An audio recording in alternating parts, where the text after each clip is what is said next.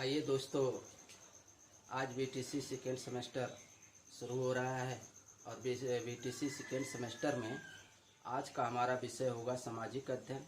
और सामाजिक अध्ययन में हमारा चैप्टर चल रहा है संतलत काल, यानी दिल्ली का संतलत काल। तो दिल्ली के संतलत काल में मैं कल दिल्ली के संतलत काल में गुलाम वंश के बारे में बताया था और गुलाम वंश में कुतुबुद्दीन ऐबक और आराम शाह पर चर्चा चल रही थी। तो आराम शाह पर कुछ थोड़ा सा छूट गया था, तो आइए इसी में हम उसे समाहित कर देते हैं। तो आराम शाह को कहा जाता है कि ये कुतुबी राजवंश का शासक था और तुर्की सरदारों ने आराम शाह को लाहौर का सरदार भी घोषित कर दिया था, लेकिन कुछ सरदारों ने इसका विरोध भी किया था। और आराम शाह जो था वह अक्षम और अयोग्य शासक था, अयोग्य व्यक्ति था और तुर्की सरदारों ने इसका बहुत बड़ा विरोध भी किया था। तो दिल्ली के तुर्क सरदारों ने बदायूं का वो गवर्नर था कौन, इल्तुतमिश। इल्तुतमिश को दिल्ली आने का तुरंत न्योता देते हैं, आमंत्रित करते हैं और इल्तुतमिश शीघ्र ही दिल्ली पहुंच जाता है। जब वह शीघ्र ही दिल्ली पहुंच जाता है तो उधर से आराम शाह भी उसे सूचना मिलती है और तुरंत ये इल्तुतमिश की सूचना पा करके ये भी दिल्ली पहुंचता है। लेकिन बीच ही रास्ते में इल्तुतमिश की और आराम शाह की मुलाकात हो जाती है और वहीं पर इसे भी पराजित कर दिया जाता है। किसे? आराम शाह को। जब आराम शाह को पराजित कर दिया जाता है, पराजित होने के बाद आराम शाह पराजित यानी हार जाने के बाद इल्तुतमिश इसे मार भी डालता है और मार डालने के बाद वह स्वयं दिल्ली का सुल्तान बनता है। कौन? इल्तुतमिश। तो आइए अब शुरू होगा इल्तुतमिश के बारे में। तो इल्तुतमिश सल्तनत काल में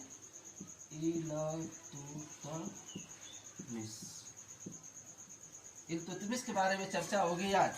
तो इल्तुतमिश का जो शासन काल है वो 1210 ईस्वी से लेकर के 1236 ईस्वी तक माना जाता है। किसका? इल्तुतमिश का शासन काल। तो कुतुबुद्दीन ऐबक की मृत्यु के बाद इल्तुतमिश को राजगद्दी पर, दिल्ली की गद्दी पर बैठाया जाता है। और जो इल्तुतमिश है, इल्तुतमिश जो है ये कुतुबुद्दीन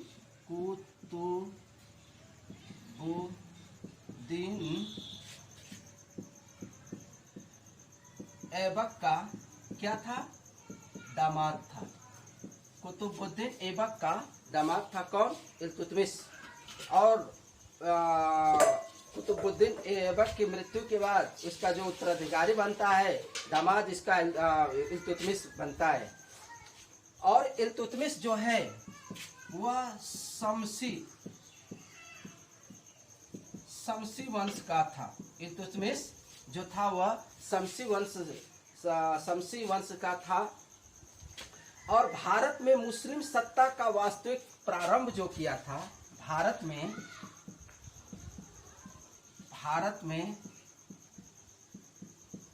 वास्तविक मुस्लिम सत्ता का जो वास्तविक प्रारंभ किया था वह किसने किया था? तो इल्तुतमिश ही ने किया था। इल्तुतमिश ही ने किया था। किसने किया था? तो इल्तुतमिश ने ही ने किया था। इल्तुतमिश को तुर्कों की भारत विजय को अस्थायित्व प्रदान करने का भी श्रेय दिया जाता है। यानी तुर्कों को भारत में अस्थायित्व प्रदान करने का श्रेय भी किसको दिया जाता है? तो इल्तुतमिश को दिया जाता है। और इल्तुतमिश को गुलामों का गुलाम भी कहा जाता है। इल्तुतमिश को गुलामों का गुलाम भी कहा जाता है। इल्तुतमिश को गुलामों का गुलाम भी कहा जाता है। मोहम्मद गोरी के गुलाम, यानी मोहम्मद गोरी के गुलाम कौन था? कुतुबुद्दीन ऐबक ने इल्तुतमिश को खरीदा था। इल्तुतमिश को खरीदा था कौन? कुतुबुद्दीन ऐबक ने इल्तुतमिश को खरीदा हुआ था। ऐबक ने प्रारंभ से ही इल्तुतमिश को, यानी कुतुबुद्दीन ऐबक था जो प्रारंभ से ही, शुरू से ही इल्तुतमिश को सर ए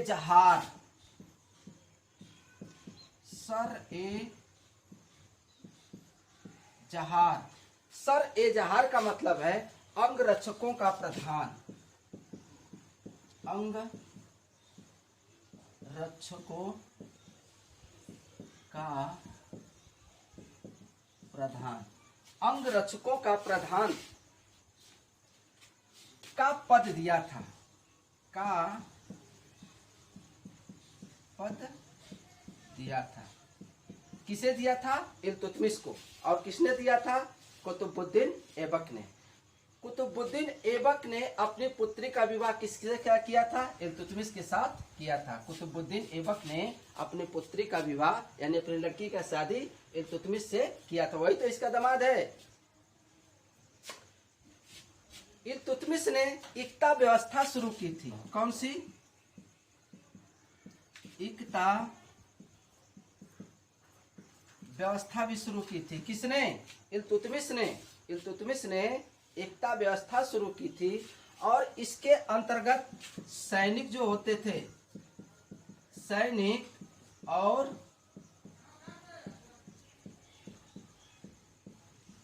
गैर सैनिक, सैनिक और गैर सैनिकों को ये वेतन के बदले क्या देता था? भूमि देता था। वेतन के बदले भूमि प्रदान की जाती थी, भूमि प्रदान की जाती थी, यानी वेतन के बदले ये भूमि प्रदान की जाती थी। और इक्ता जो है ये एक अरबी शब्द है। इक्ता जो है एक अरबी शब्द है जिसका अर्थ होता है भूमि। इक्ता जो अरबी शब्द है जिसका अर्थ होता है भूमि, और भूमि को जो लेता है, भूमि को जो लेने वाला होता है उसे इक्तादार कहते हैं। भूमि को जो लेने वाला होता है उसे इक्तादार कहते हैं। भूमि को जो लेने वाला होता है उसे इक्तादार कहते हैं। आइए आगे शुरू करते हैं।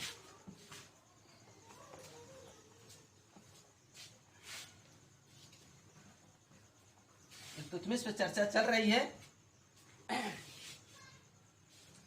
इल्तुतमिश ने सर्वप्रथम अरबी सिक्के का प्रचलन किया था। अरबी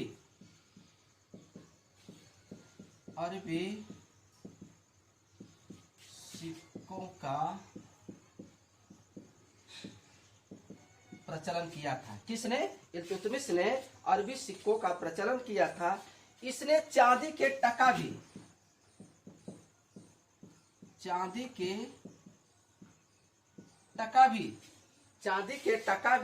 तथा तांबे का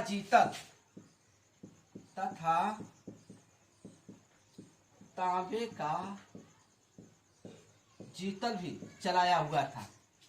इल्तुतमिश ने चांदी का टका तथा चांदी के जीतल का भी प्रचलन इसने किया था, तथा दिल्ली में टकसाल स्थापित किया था।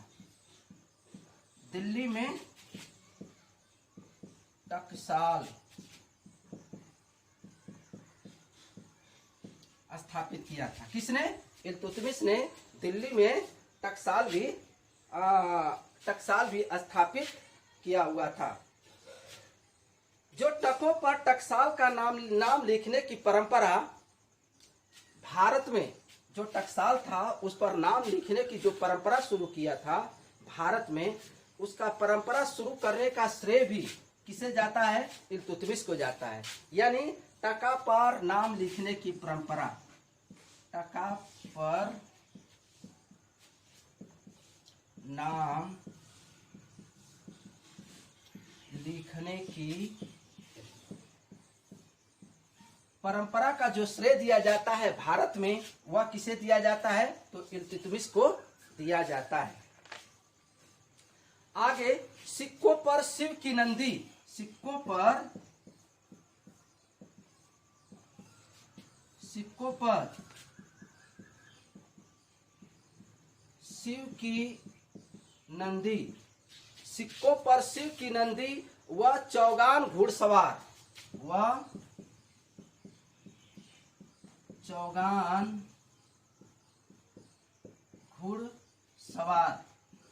सिक्कों पर शिव की नंदी व चौगान घुड़सवार अंकित होते थे। किसके सिक्के पर? तो इल्तुतमिश के सिक्के पर। आगे शुरू करते हैं।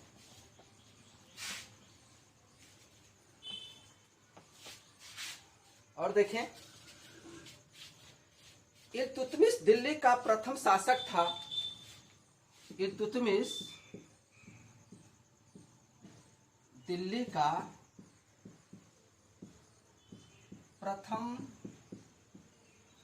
प्रथम शासक था जिसने सुल्तान की उपाधि धारण कर, सुल्तान की उपाधि धारण कर स्वतंत्र सल्तनत को स्थापित किया था। स्वतंत्र सल्तनत को स्थापित किया था।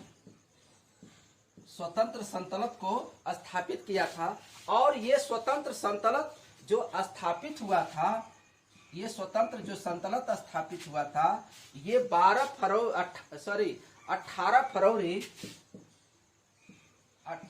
फरवरी 1229 ईस्वी में, 1229 ईस्वी में ये स्थापित हुआ था। कौन? स्वतंत्र सल्तनत स्थापित जो हुआ था वो 18 फरवरी 1229 ईस्वी को इसने किया हुआ था। इल्तुतमिश ने, और देखिए, इल्तुतमिश ने 40 योग्य तुर्क सरदारों का, 40 योग्य तुर्क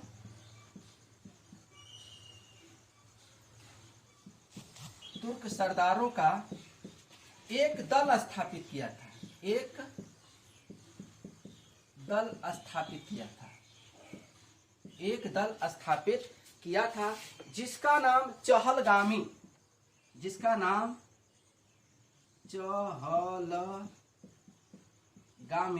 और इसी को चालीसा के भी नाम से जाना जाता है। इसी को चालीसा के नाम से जाना जाता है। जैसे कह रहा है कि इल्तुतमिश ने 40 योग्य तुर्क सरदारों का एक दल स्थापित किया था और उस दल को उसने चहलगामी या चालीसा नाम दिया हुआ था और इसी का इसने गठन किया हुआ था। चहलगामी या चालीसा का इसने गठन किया था। इल्तुतमिश एक न्यायप्रिय शासक था। इल्तुतमिश एक न्यायप्रिय शासक भी था। इल्तुतमिश एक न्यायप्रिय शासक भी था। इसने अपने महल में संगमरमर की 2 शेरों की मूर्तियां स्थापित करवाई हुई थी।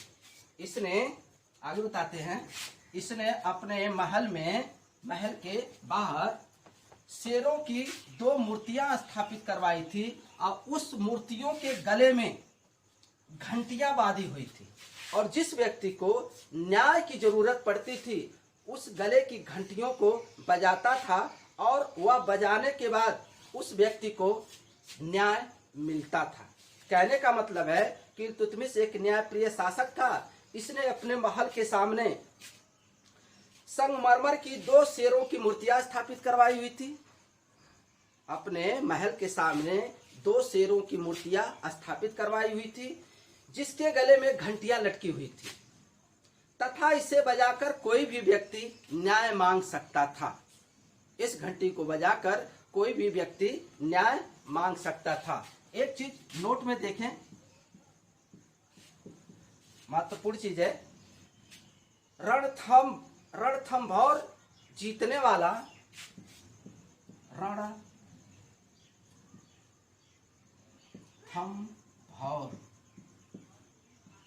रणथंभौर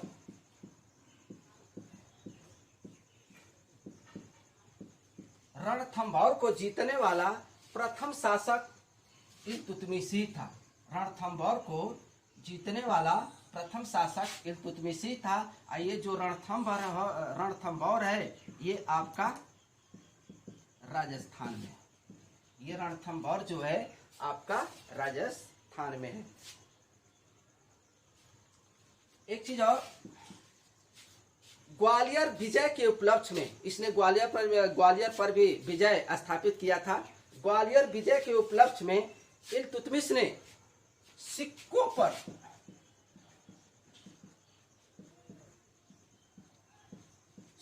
पर क्या रजिया का नाम लिखवाया हुआ था। वही रजिया सुल्तान, रजिया का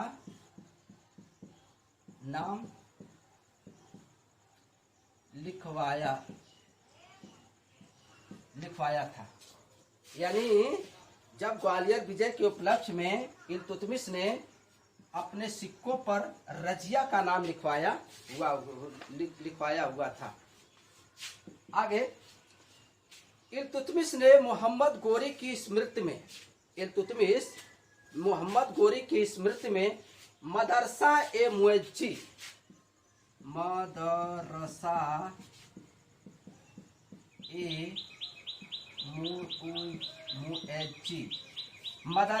मुएज्जी वह अपने पुत्र की स्मृति में नासरी मदरसा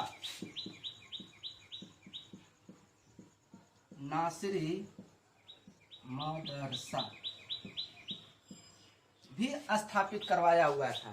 कहने का मतलब है मोहम्मद गोरी की स्मृति में मदरसा ए मुएज्जी स्थापित बनवाया था, जबकि अपने पुत्र की स्मृति में उसने नासरी मदरसा भी बनवाया हुआ था। एक चीज और देखें, इल्तुतमिश को भारत में गुम्बद निर्माण का पिता भी कहा जाता है। गुम्बद निर्माण का पिता भी कहा जाता है। इल्तुतमिश को भारत में गुम्बद निर्माण का पिता भी कहा जाता है। इसने सुल्तानगढ़ी मकबरा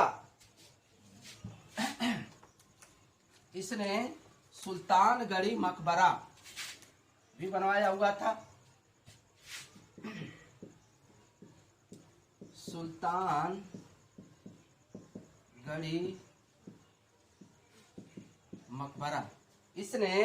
सुल्तानगढ़ी मकबरा अपने पुत्र नसरुद्दीन मुहम्मद की कब्र पर बनवाया हुआ था। सुल्तानगढ़ी मकबरा इसने अपने पुत्र नसरुद्दीन मुहम्मद के कब्र पर बनवाया हुआ था। ये सुल्तानगढ़ी मकबरा अपने पुत्र नसरुद्दीन मुहम्मद के कब्र पर बनवाया हुआ था। और इसी को कहा जाता है कि यह भारत का प्रथम मकबरा है। यह भारत का प्रथम मकबरा है।